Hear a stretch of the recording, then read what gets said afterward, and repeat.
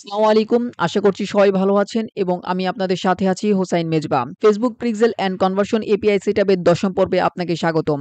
ইতিমধ্যেই আমরা কিন্তু ব্রাউজার সাইট ট্র্যাকিং এর সকল কাজ করে ফেলেছি এবং প্রত্যেকটা ইভেন্ট আমি ধরে দেখিয়েছি যে কিভাবে আপনি এটাকে সেটআপ করবেন এবং আমরা কিন্তু টেস্ট করেও দেখেছি যে প্রত্যেকটা ইভেন্ট আমাদের পারফেক্টলি কাজ করছে কিনা। তো আজকে আমরা শুরু করব সার্ভার সাইড ট্র্যাকিং বা conversion API setup. Conversion API setup বা সার্ভার সাইড ট্র্যাকিং কেন প্রয়োজন হয়? বর্তমানে আইফোন বা iOS যারা ইউজার আছেন এবং বিভিন্ন ব্রাউজারের মাধ্যমে যে ডাটাটা পৌঁছাইতো, অনেক ক্ষেত্রে দেখা যায় যে সেই ডাটাটা ব্লক করে দিচ্ছে। সো আপনি যদি আপনার ব্রাউজারে অ্যাড ব্লকার ইউজ করে থাকেন, সেক্ষেত্রেও কিন্তু আপনার ডাটাটা ব্লক হতে পারে। সো Facebook এর কাছে প্রপারলি এবং 100% ডাটাটা পৌঁছানোর জন্য আমরা কনভার্সন এপিআইটাকে সেটআপ করব। এর ফলে আমরা যখন Facebook এর মাধ্যমে অ্যাড ক্যাম্পেইন করব, তখন আমাদের অডিয়েন্সের ডাটাগুলাকে আমরা প্রপারলি ইউটিলাইজ করতে পারবো এবং এক্ষেত্রে আমাদের অ্যাডের প্ল্যাটফর্মটাকে অনেক বেটার করা পসিবল হবে। এছাড়াও আমরা পরবর্তীতে এই সকল ডাটা নিয়ে রিটার্গেটিং বা রিমার্কেটিং করতে পারবো। সো আজকে আমরা প্রথম এই যে কাজটি করব, আমরা সার্ভার সাইড ট্র্যাকিং এর জন্য যে সেটআপটি প্রয়োজন হবে সেই সেটআপটি আজকে আমরা করে ফেলবো। তো চলুন আমি প্রথমেই যে কাজটি করছি, আমি প্রথমে ট্যাগ ম্যানেজারে চলে আসলাম এবং ট্যাগ ম্যানেজারে আসার পরে আমরা কিন্তু এখন ওয়েব কন্টেইনারে রয়েছি। সো আমাদের আজকে একটা সার্ভার কন্টেইনার ক্রিয়েট করতে হবে। সো আমি সার্ভার কন্টেইনারে যাওয়ার জন্য দেখতে পাচ্ছেন একদম টপ লেফটে একটা অ্যারো আইকন রয়েছে ব্যাক টু হোম লেখা। সো এখানে আমি ক্লিক করছি। সো এখানে ক্লিক করলে আমাদের যে কন্টেইনার ছিল নেক্সট ডিজিটাল ভিডি 02, আমরা এই কন্টেইনারে কাজ করছিলাম এবং ওয়েব কন্টেইনার আমরা ক্রিয়েট করেছিলাম। আজকে আমরা সার্ভার কন্টেইনার ক্রিয়েট করব। সো সার্ভার কন্টেইনার ক্রিয়েট করার জন্য আমাদেরকে যে 3 ডট রয়েছে সেই 3 ডটে ক্লিক করতে হবে। এরপরে দেখতে পাচ্ছেন ক্রিয়েট কন্টেইনার লেখা রয়েছে। সো ক্রিয়েট কন্টেইনারে ক্লিক করছি। এরপরে এখানে আমাদের কন্টেইনারের নাম দিতে হবে। সো কন্টেইনারের নাম আমরা দিয়ে দিব আমাদের ওয়েবসাইটের ইউআরএল এবং হাইফেন দিয়ে আমরা লিখব সার্ভার কন্টেইনার। নামটা আপনি আপনার মতো করে দিতে পারেন। বাট আপনি জাস্ট লিখে দিতে পারেন যে সার্ভার কন্টেইনার, এতটুকুই। আমরা টার্গেট প্ল্যাটফর্ম থেকে আমরা সিলেক্ট করব সার্ভার। আমরা প্রথমেই ওয়েব কন্টেইনারের জন্য সিলেক্ট করেছিলাম ওয়েব এবং আমরা সার্ভার কন্টেইনারের জন্য সিলেক্ট করব সার্ভার। আমরা যেহেতু সার্ভার সাইড ট্র্যাকিং এনেবল করব, এই কারণে আমরা সার্ভারটা সিলেক্ট করেছি। এরপর আমি ক্রিয়েট অপশনে ক্লিক করছি। দেখতে পাচ্ছেন সার্ভার কন্টেইনারটা ক্রিয়েট হয়ে গেছে এবং একটা পপআপ সামনে চলে এসেছে। তো পপআপটা এখন কেটে দিলেও সমস্যা নাই। তারপরও আমি আপনাদেরকে দেখাচ্ছি। সো এখান থেকে ট্যাগ ম্যানেজার আপনাকে বলছে যে আপনার একটা সার্ভার সেটআপ করতে হবে। সো এখান থেকে আপনি চাইলে গুগলের যে সার্ভারটা রয়েছে গুগল ক্লাউড প্ল্যাটফর্ম, আপনি চাইলে সেটা ইউজ করতে পারেন। আদারওয়াইজ আপনি যেকোনো আলাদা থার্ড পার্টি কোনো সার্ভার ইউজ করতে পারেন। সো আমরা এই ভিডিওতে দেখব কিভাবে আপনি step.io এই সার্ভারটা ব্যবহার করে আপনি সার্ভার সাইড ট্র্যাকিংটা কমপ্লিট করবেন বা সার্ভার সাইড ট্র্যাকিংটা এনেবল করবেন। আমরা যেহেতু গুগলের ক্লাউড প্ল্যাটফর্ম ইউজ করছি না, সেক্ষেত্রে আমরা ম্যানুয়াল প্রভিশন ট্যাগিং সার্ভার এটাকে আমরা ক্লিক করব এবং এখান থেকে দেখতে পাচ্ছেন ইওর কন্টেইনার কনফিগ ইজ, তারপর একটা কোড দেওয়া রয়েছে। এই কোডটা আমাদের প্রয়োজন হবে আমাদের সার্ভারের সাথে কানেক্ট করার জন্য। এই কারণে আমরা প্রথমেই step.io এই ওয়েবসাইটে চলে যাচ্ছি এবং আমাদের অ্যাকাউন্টটাকে আমি লগইন করে নিচ্ছি। সো আপনার যদি অ্যাকাউন্ট করা না থাকে আপনি অবশ্যই অ্যাকাউন্টটা করে নেবেন এবং অ্যাকাউন্ট করা একদম সিম্পল। আপনি সরাসরি গুগলে সার্চ করবেন step.io লিখে। এরপর আপনি যে প্রথমে যে ওয়েবসাইটটা চলে আসছে সেই ওয়েবসাইটে ক্লিক করে দিবেন। এরপরে আপনার যদি অ্যাকাউন্ট ক্রিয়েট করা না থাকে সেক্ষেত্রে আপনি ট্রাই ফর ফ্রি তে ক্লিক করতে পারেন অথবা আপনি লগইন অপশন থেকেও আপনি ক্রিয়েট করার অপশন পেয়ে যাবেন। সো আমার যেহেতু অ্যাকাউন্ট রয়েছে আমি সরাসরি অ্যাকাউন্টটাতে লগইন করছি। দেখতে পাচ্ছেন আমি কিন্তু অ্যাকাউন্টটাতে লগইন করে ফেলেছি এবং আমাকে এখন যেটি করতে হবে একটা সার্ভার ক্রিয়েট করতে হবে। সো সার্ভার ক্রিয়েট করার জন্য আমরা একটু স্ক্রল ডাউন করব এবং স্ক্রল ডাউন করলে দেখতে পারবেন এখানে লেখা রয়েছে ক্রিয়েট এসডিটিএম কন্টেইনার। ইতিমধ্যেই আমাদের একটা কন্টেইনার ক্রিয়েট করা রয়েছে এবং এটা রানিং রয়েছে। সো আমরা এখানে নতুন একটা কন্টেইনার ক্রিয়েট করব। এই কারণে আমি এখানে ক্লিক করছি ক্রিয়েট এসডিটিএম কন্টেইনার।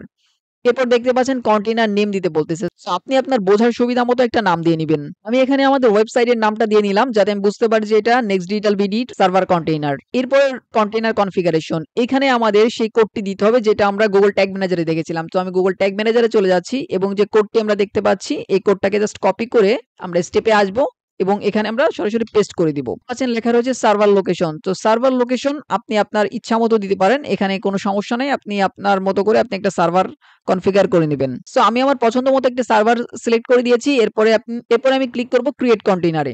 দেখতে পাচ্ছেন ক্রিয়েট কন্টেইনারে ক্লিক করলে একটা অপশন এসেছে সাবস্ক্রিপশন প্ল্যানের। আপনি চাইলে ফ্রিতে এটি ব্যবহার করতে পারবেন এবং প্রতি মাসে আপনি 10,000 রিকোয়েস্ট পর্যন্ত ব্যবহার করতে পারবেন ফ্রিতেই। কিন্তু আপনার যদি অডিয়েন্স অনেক বেশি হয়ে থাকে সেক্ষেত্রে আপনি প্রো ভার্সনে শিফট করতে পারেন এবং প্রো ভার্সনের জন্য প্রতি মাসে আপনাকে $20 পে করতে হবে। সো আমি যেহেতু আপনাদেরকে টিউটোরিয়াল দেখাচ্ছি, সো দ্যাটস ওয়াই আমি ফ্রিতে ব্যাপারটি দেখাবো। সো ফ্রি অপশনে ক্লিক করছি এবং নিচের দিকে আমি দেখতে পাচ্ছেন এটা আপগ্রেড কন্টেইনার, এটাকে অফ করে দিয়ে আমি কন্টিনিউ উইথ ফ্রি প্ল্যানে ক্লিক করছি। দেখতে পাচ্ছেন আমার ফ্রি কন্টেইনারটা ক্রিয়েট করা হয়ে গেছে এবং এখানে দেখতে পাচ্ছেন 10,000 রিকোয়েস্ট পর্যন্ত যাবে এবং এটা প্রতি মাসে আপনার রিনিউ হবে। তবে 10,000 রিকোয়েস্ট কিন্তু খুবই কম রিকোয়েস্ট। আপনারা যারা কখনো ব্যবহার করেননি তাদের কাছে মনে হতে পারে যে 10,000 রিকোয়েস্ট অনেক রিকোয়েস্ট, বা 10,000 রিকোয়েস্ট খুবই কম রিকোয়েস্ট। অনেক ওয়েবসাইটে আছে এটা ১ দিন বা ২ দিনের মতো চলতে পারে। আর সর্বোচ্চ গেলে ১ সপ্তাহ। সো এটা আপনার অডিয়েন্সের উপর বেস করে রিকোয়েস্টের পরিমাণ কম বেশি হতে পারে। সো আমরা এখন যেটা করব, আমাদের কনফিগারেশনটা কমপ্লিট করে ফেলবো। সো কনফিগারেশনটা কমপ্লিট করার জন্য আমরা চলে আসবো domain and tagging server URLs এ, এবং এখানে দেখতে পাচ্ছেন একটা ডোমেইন নেম লেখা রয়েছে। সো আমরা এখান থেকে যেই ইউআরএলটা দেখতে পাচ্ছি সেই ইউআরএলটা কপি করে নিব এবং কপি করে নিয়ে আমরা গুগল ট্যাগ ম্যানেজারে চলে যাব এবং এটাকে ক্রস করে দিচ্ছি। এখন আমরা চলে যাব অ্যাডমিন সেকশনে। অ্যাডমিন সেকশন থেকে এবার আমরা চলে যাব কন্টেইনার সেটিংস অপশনে, এবং কন্টেইনার সেটিংস অপশন থেকে আমরা দেখতে পারবো অ্যাড ইউআরএল নামে একটি অপশন রয়েছে। সো অ্যাড ইউআরএল অপশনে ক্লিক করলে এখানে আপনি যে ইউআরএলটি মাত্র আমরা কপি করলাম সেই ইউআরএলটি এখানে পেস্ট করে দিব। আর এরপরে আমরা এটাকে সেভ করে দিব। তো এখন আমাদের সার্ভার কন্টেইনারের সাথে আমাদের স্টেপ বা আমাদের সার্ভারটা সম্পূর্ণ কানেক্টেড হয়ে গেছে এবং এটাকে রানিং দেখাচ্ছে, অর্থাৎ আমাদের ওয়েবসাইটে যত ইভেন্ট হবে সকল ইভেন্ট এখন ওয়েব কন্টেইনার এবং সার্ভার কন্টেইনার দুইভাবেই কাজ করবে। সো আমি আবারও সার্ভার কন্টেইনারে চলে যাচ্ছি এবং ওয়ার্কস্পেসে ক্লিক করে দিচ্ছি। সো আমরা সার্ভার কন্টেইনারে কিন্তু এখন কোনো কাজই করিনি। আমরা যখন সার্ভার কন্টেইনার ক্রিয়েট করেছি তখন আমরা ক্লায়েন্ট নামে যে অপশন রয়েছে, ক্লায়েন্ট অপশনে ক্লিক করলে এখানে দেখতে পারবো GA4 নামে একটি ক্লায়েন্ট অটোমেটিক্যালি তৈরি হয়েছে। সো সার্ভার কন্টেইনারে অনেক কাজ করতে হবে। সো এই ভিডিওতেই আমি আপনাদেরকে দেখিয়ে দিচ্ছি কিভাবে আপনারা সার্ভার কন্টেইনারটা সেটআপ করবেন কমপ্লিটলি। পরবর্তীতে সার্ভার কন্টেইনার নিয়ে তেমন কিছু আর করা লাগবে না। তো আমি যেটি করছি, সার্ভার কন্টেইনারের সম্পূর্ণ সেটআপ এই ভিডিওতে আপনাদেরকে দেখিয়ে দিচ্ছি। এর পরবর্তীতে আমরা ব্রাউজার কন্টেইনারে কাজ করব এবং সার্ভার কন্টেইনার থেকে অটোমেটিক্যালি আমরা লাইভ দেখবো আমাদের ইভেন্ট ম্যানেজার থেকে যে ডাটাগুলো সঠিকভাবে ফেসবুকের কাছে পৌঁছাচ্ছে কিনা। সো আপনি সার্ভার কন্টেইনারে আসার পরে আপনাকে তেমন কিছুই করতে হবে না। আপনি যখন সার্ভারটা কানেক্ট করে ফেলবেন এরপরে আপনি সরাসরি চলে যাবেন টেমপ্লেট সেকশনে। টেমপ্লেট সেকশন থেকে আমাদের একটা ট্যাগ টেমপ্লেট প্রয়োজন হবে। সো আমি প্রথমে আপনাদেরকে ডক্সটা আগে দেখিয়ে নিচ্ছি। সো আপনারা যদি ডক্সটা দেখে ফেলেন তাহলে আশা করছি আপনাদের এই ব্যাপারগুলো বুঝতে সুবিধা হবে। সো আমি ডক্সে চলে আসলাম এবং ডক্সে এসে আমি সরাসরি একবারে লাস্ট পোরশনে চলে আসলাম। এরপর দেখতে পাচ্ছেন সার্ভার কন্টেইনার সেটআপ নামে একটি পার্ট রয়েছে এবং এখানে কনভার্সন এপিআই নামে একটি ট্যাগ টেমপ্লেট আপনাকে অ্যাড করতে হবে। সো আমি প্রথমেই সেই কাজটি করছি। আমি গুগল ট্যাগ ম্যানেজারে চলে যাচ্ছি এবং ট্যাগ টেমপ্লেট থেকে আমি সার্চ গ্যালারি অপশনে ক্লিক করছি এবং এখান থেকে আমরা একবার সার্চ করব কনভার্সন এপিআই লিখে, এবং কনভার্সন এপিআই লিখলে প্রথমেই যে টেমপ্লেটটি দেখতে পাচ্ছেন সেই টেমপ্লেটটি আমরা সিলেক্ট করে দিব। এরপর আমরা অ্যাড টু ওয়ার্কস্পেস করে নিব এবং এটাকে অ্যাড করে নিব। দেখতে পাচ্ছেন আমাদের কনভার্সন এপিআই ট্যাগ এই টেমপ্লেটটি অ্যাড হয়ে গেল। এখন আমরা সরাসরি চলে যাব ট্যাগ সেকশনে। সো আমি ট্যাগ সেকশনে ক্লিক করে দিচ্ছি। দেখছেন আমাদের সার্ভার কন্টেইনারে কোনো ট্যাগ ক্রিয়েট করা নেই। আমরা এখন নিউ অপশনে ক্লিক করছি এবং এখানে একটি নাম দিব। আমি এখানে কনভার্সন এপিআই লিখে দিলাম। এরপর আমরা ট্যাগ কনফিগারেশনে ক্লিক করছি। ট্যাগ কনফিগারেশন থেকে আমরা যে টেমপ্লেটটি অ্যাড করলাম কনভার্সন এপিআই ট্যাগ, সেই টেমপ্লেটটি আমরা সিলেক্ট করে দিব। টেমপ্লেটটি দেখতে পাচ্ছেন এখানে pixel ID, API access token এবং টেস্ট ইভেন্ট কোড, এই তিনটা আমাদের প্রয়োজন হবে। So pixel ID, API access token এবং টেস্ট ইভেন্ট কোড, এই তিনটা আমরা আমাদের বিজনেস ম্যানেজার থেকে পেয়ে যাব। তো আমি সরাসরি বিজনেস ম্যানেজার ওপেন করে ফেলছি। আমি সরাসরি বিজনেস ম্যানেজার থেকে ইভেন্ট ম্যানেজারে চলে আসলাম এবং প্রথমেই আপনার প্রয়োজন হবে পিক্সেল আইডি। তো আমি পিক্সেল আইডিটি কপি করে নিচ্ছি। তারপর আমি গুগল ট্যাগ ম্যানেজারে গিয়ে পিক্সেল আইডি সরাসরি এখানে পেস্ট করে দিলাম। যেহেতু আমাদের এই জিনিসটা একবারই লাগবে এই কারণে আমি ডিরেক্ট এখানে পেস্ট করেছি।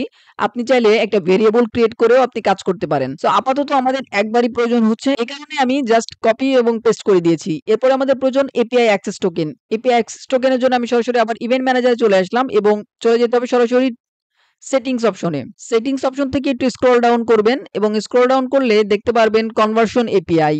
এরপরে আরেকটু স্ক্রল ডাউন করলে দেখতে পারবেন সেটআপ ডাইরেক্ট ইন্টিগ্রেশন। এরপরে নিচে দেখতে পাচ্ছেন জেনারেট অ্যাক্সেস টোকেন, এই অপশনে ক্লিক করে দিবেন। আপনার যদি ডাটা সেট থাকে তাহলে আপনি ডাটা সেটটা সিলেক্ট করে দিতে পারেন। আদারওয়াইজ আপনি জাস্ট জেনারেট অ্যাক্সেস টোকেনে ক্লিক করবেন। অ্যাক্সেস টোকেন ক্রিয়েট হয়ে যাবে। এরপরে কপি টু ক্লিপবোর্ড, এখানে জাস্ট একটা ক্লিক করলে আপনার এটা কপি হয়ে যাবে এবং সরাসরি চলে আসবেন গুগল ট্যাগ ম্যানেজারে এবং এখান থেকে এটা আমরা সরাসরি এটাও পেস্ট করে দিলাম।